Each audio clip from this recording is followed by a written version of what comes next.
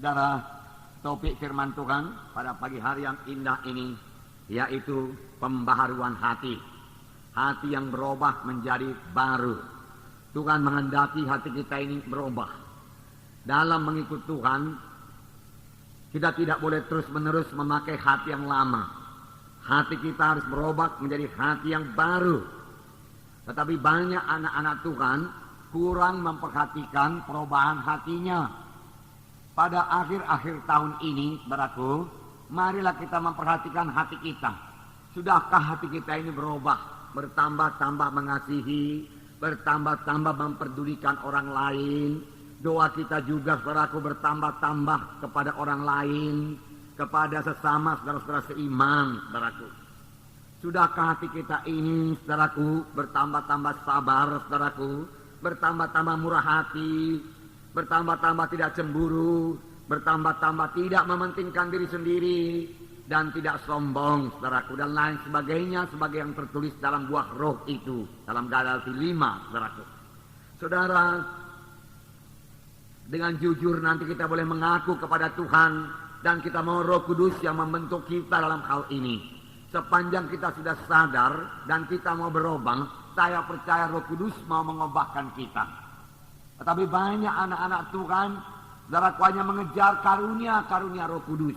Sebab karunia-karunia Roh Kudus itu luar biasa. Karunia-karunia Roh Kudus itu, saudaraku, ya bisa membuat pelayanan kita terkenal, saudaraku. Dan orang mengenal kita sebagai hamba Tuhan, orang yang dipakai Tuhan, dan sebagainya, saudaraku. Jadi banyak anak-anak Tuhan berdoa buat karunia-karunia Roh Kudus, tetapi kurang berdoa buat hati Yesus. Kurang berdoa buat karakter-karakter Yesus supaya jadi dalam hidupnya. Firman Tuhan berkata dalam 1 Korintus 14 ayat 1, saya membacakan kepada saudara, 1 Korintus 14 ayat 1, di sini dikatakan, saya membaca, kejarlah kasih itu dan usahakanlah dirimu memperoleh karunia-karunia roh, terutama karunia untuk bernubuat. Kejarlah kasih itu, usahakanlah dirimu beroleh kasih itu lebih dahulu. Kemudian usahakan lagi dirimu beroleh karunia-karunia roh, terutama karunia untuk bernubuat. Jadi yang pertama, saudaraku, yaitu mengejar kasih. Kasih yaitu soal hati. Karunia-karunia roh itu soal kuasa. Kasih itu, saudaraku, soal hati. Hati yang mengasihi, hati yang tergerak oleh belas kasihan. Kejarlah itu, Tuhan berkata. Itulah dia hati Yesus. Hati yang murah hati Yesus, saudaraku. Hati yang mengampuni, itulah hati Yesus. Hati yang tidak cemburu, itu hati Yesus, saudaraku. Kejarlah itu, Tuhan berkata. Tidak cukup kamu hanya mengejar karunia-karunia roh saja. Berdoa buat karunia-karunia roh. Urapi saya, Tuhan, pakai saya luar biasa, Tuhan. Teguhkan pelayanan saya dengan kuasa dan tanda ajaib, Tuhan. Oh, banyak sekali doa anak-anak Tuhan demikian. Tetapi rupanya firman Tuhan berkata, itu semua memang tidak salah. Tetapi firman Tuhan berkata, kejar lebih dahulu kasih itu. Sesudah itu, mintalah kuasa itu. Mintalah karunia-karunia rohani. Tidak ada salahnya, Tuhan berkata. Tetapi kamu juga harus memiliki buah-buah roh. Harus memiliki buah roh. Harus memiliki kasih. Kasih dalam hati kita. Saudaraku, sesudah kita jatuh kepada dosa, hati kita sebenarnya mengasihi diri sendiri. Bukannya lagi mengasihi Tuhan dan mengasihi sama manusia sebagaimana yang dimaksudkan Tuhan. Tetapi kita sudah banyak mengasihi diri kita sendiri. Oleh sebab itu kita perlu berdoa supaya Tuhan mengubahkan hati kita lebih dahulu. Menjadi hati yang baru. Menjadi hati yang mengasihi. Hati yang suka menolong. Hati yang suka kebaikan orang lain. Hati yang tergerak oleh belas kasihan melihat jiwa-jiwa berdosa atau jiwa-jiwa keberatan. Bagaimana Tuhan melihat seorang yang sakit kusta, yang berdoa kepadanya, Tuhan, jikalau engkau mau, engkau sanggup menyembuhkan aku. Firman Tuhan mengatakan bahwasanya pertama-tama hati Yesus tergerak oleh belas kasihan. Lalu dia mengulurkan tangannya dan menyembuhkan orang tersebut. Dalam perumpamaan orang Samaria, ada seorang yang turun dari Yerusalem ke Jericho. Dia dirampas oleh penyamun-penyamun, memukulnya, meninggalkannya hampir mati. Lalu lewatlah seorang imam, dia melihatnya, hatinya tidak tergerak oleh belas kasihan. Dia punya kedudukan dalam gereja. Dia dihormati dalam gereja, saudaraku. Dia orang yang beragama, saudaraku.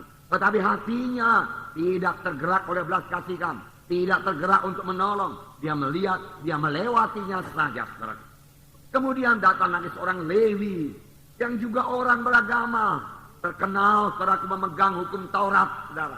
Tetapi hatinya masih hati yang lama. Dia lihat orang yang dirampas itu. Kemudian dia lewati, dia berjalan lalu, saudaraku.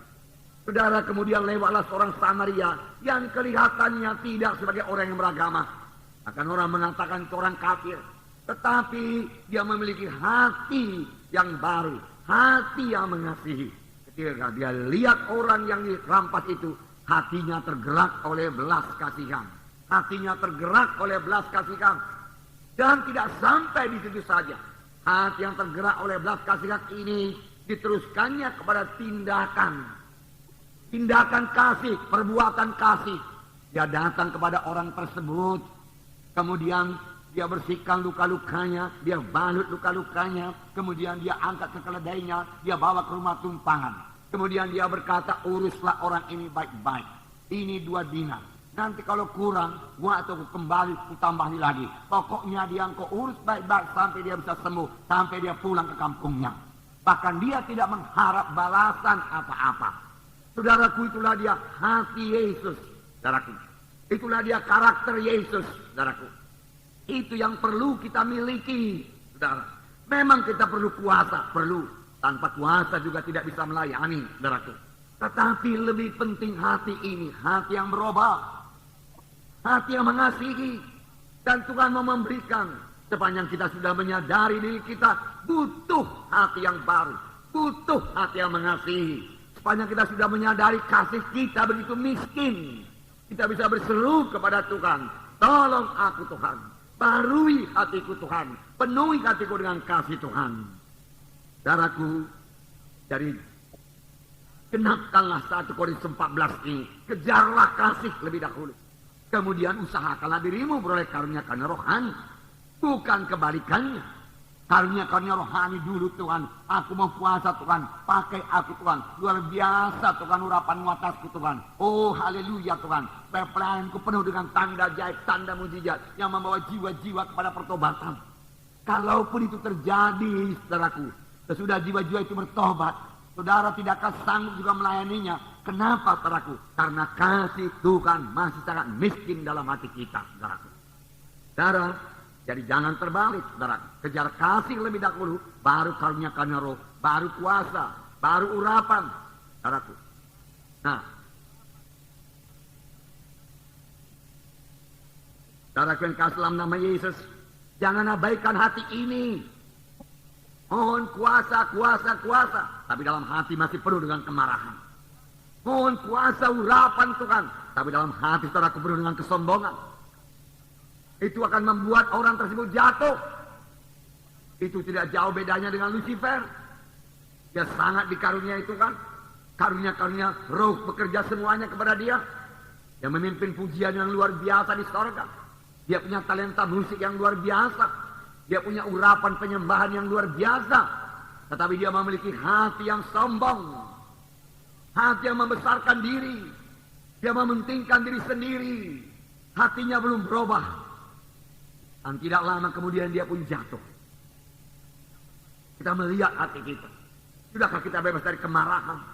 Sudahkah kita bebas dari kepahitan hati? Sudahkah kita bebas daripada roh tidak pengampuni? Sudahkah hati kita bebas daripada roh-roh pertentangan? Balas dendam, daripada segala kenajisan, saudaraku. Itulah yang perlu dibersihkan lebih dahulu. Dan seturut dengan firman Tuhan minggu yang lalu, kalau kita membersihkan dari dalam pinggan itu, maka bahagian luar pinggan itu juga akan bersih. Karena apa yang di dalam hati ini memanifestasikan dirinya keluar dalam tindakan, perbuatan, dan perkataan kita. Amin, saudara.